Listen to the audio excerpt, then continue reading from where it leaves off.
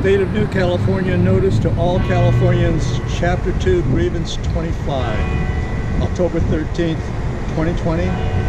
New California is a new state in development exercising its constitutional right to form from the state of California. The process to form New California is authorized and codified in Article 4, Section 3 and 4 of the United States Constitution. Statement of intent.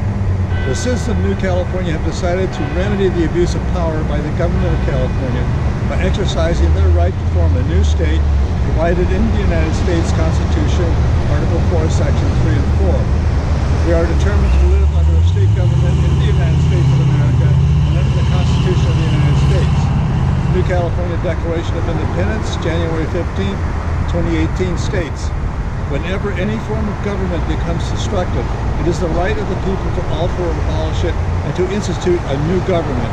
When a long train of abuses and acts to seize and hold the people's power without legal authority and pursuing invariably the same object that clearly demonstrates a design to reduce them under absolute despotism, it is their right, it is their duty to overthrow such government and to provide new guards for their future security.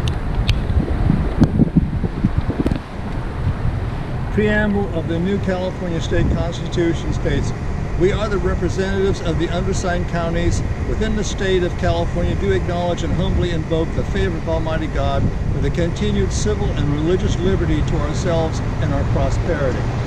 First Amendment of the United States Constitution states, Congress shall make no law respecting an establishment of a religion or prohibiting the free exercise thereof or abridging the freedom of speech or of press or the right of the people peaceably to assemble and to petition the government for a redress of grievances. Fourth Amendment of the United States Constitution states the right of the people to be secure in their possessions, their houses, their papers, and effects against reasonable searches and seizures shall not be violated, and no warrants shall issue upon probable cause supported by oath or affirmation, and particularly describing the place to be searched and the persons or things to be seized. The counties of New California State brought forward 95 Chapter 1 grievances between January 2018 and November 2019. On April 28, 2020, New California State will issue 95 additional Chapter 2 grievances to be announced in public on Tuesdays, 11 a.m. or whatever day during the week at whatever time. Watching the car. Watching the car. Grievance 25. Declaration of grievance, statements of fact.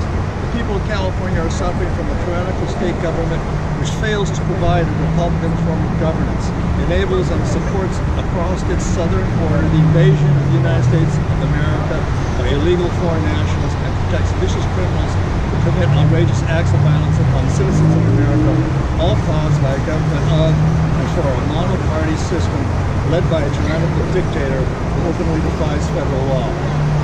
The California state government violates the following. The United States Constitution, Article 4, Section 4, the United States shall guarantee to every state in this union a Republican form of government and shall protect each of them against the invasion and on application of the legislature or the executive when the legislature cannot convene against domestic violence. United States Constitution, Article 6.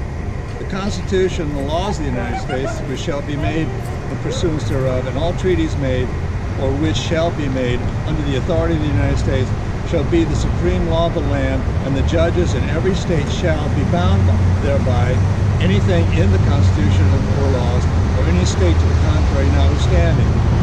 First Amendment, United States Constitution, Congress shall make no law respecting an establishment of religion, prohibiting the free exercise thereof, or abridging the freedom of speech or of the press, or the right of the people to peacefully assemble and to petition the government for redress of grievances.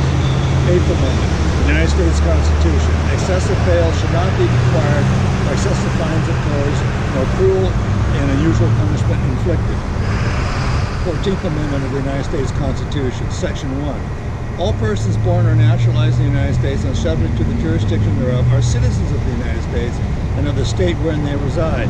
No state shall make or enforce any law which shall abridge the privileges or immunities of citizens of the United States nor shall any state deprive any person of life, liberty, or property without due process of law, nor deny to any person within its jurisdictions the equal protection of the laws. Refer to section 2, 3, 4, and 5. Order of the day. History repeats. While we, the people of the Unified Counties of California, seek removal of the California State Governor, President of the Senate, and Speaker of the Assembly, we are equally determined to seek removal of state and local officials who have been instrumental in the efforts to take away our God-given rights. New California State looks to history to see if there are similar events we see in today's circumstances, and of course history always repeats itself.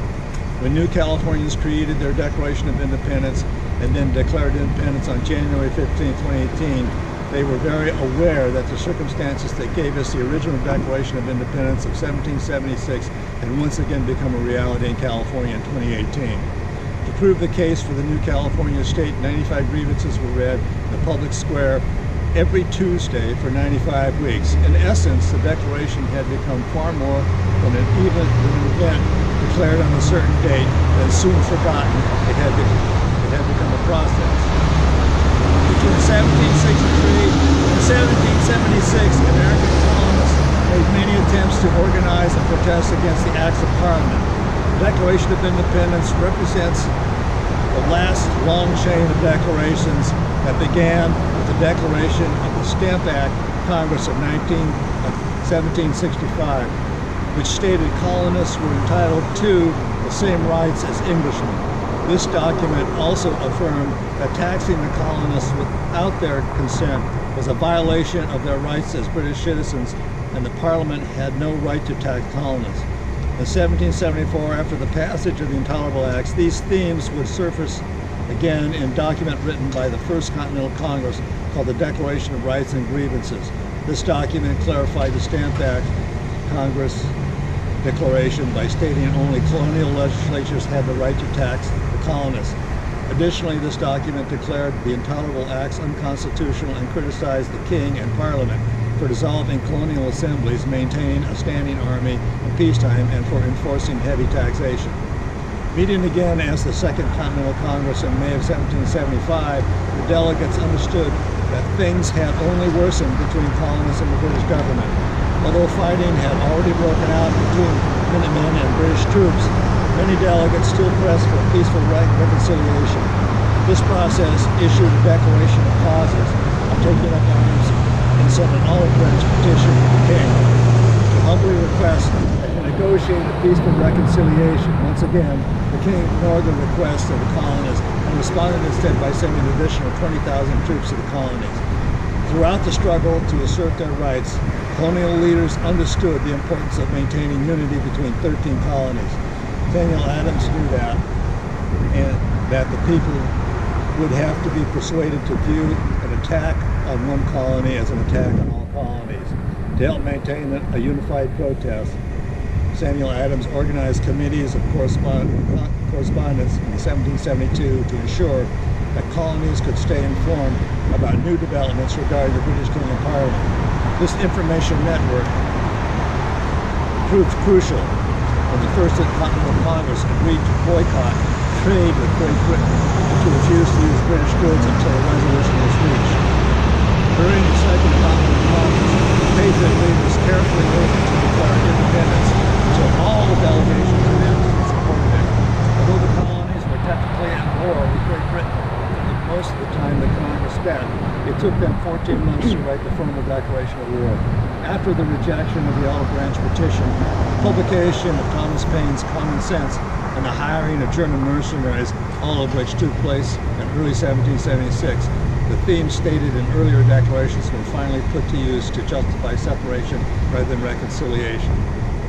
The Declaration of Independence relied on the content and claims of the earlier declarations, but firmly stated that 10 years of peaceful political and economic actions had failed to reach the desired effect. Therefore, the King and Parliament left the colonists no other choice but to seek separation through military means.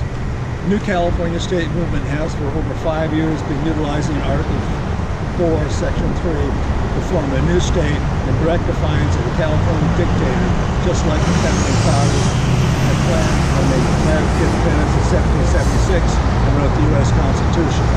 New Californians are still in the process of declaring independence and now reading an additional 95 grievances.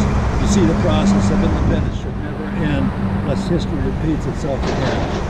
Today, the California governor is a pusillanimous, craven dictator whose words and actions are a great